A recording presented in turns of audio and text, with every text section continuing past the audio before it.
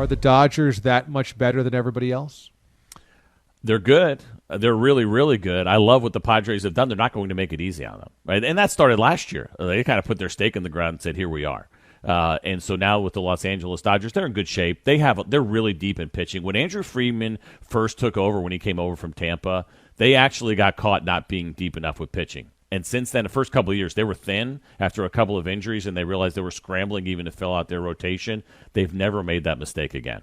And you can see it. And the idea that Dustin May and Tony Gonsolin, who a lot of people got to look at last year in the postseason, probably are not in that rotation and will actually be in the bullpen to start the season is an indicator of how deep they really are, because both of those guys would make just about any other big league rotation right now. And so the pitching is really deep. They've made some adjustments in the bullpen. The Kenley Jansen story, we'll see whether or not he ends up closing or not this year. And the lineup is really good. I mean, they still have some questions, right? Corey Seager's going to be a free agent at the end of the year. Who are they going to keep? They decided to bring, of course, Justin Turner back, but they got Mookie Betts there for the long term. They'll probably try to get something done with Cody Bellinger if they can.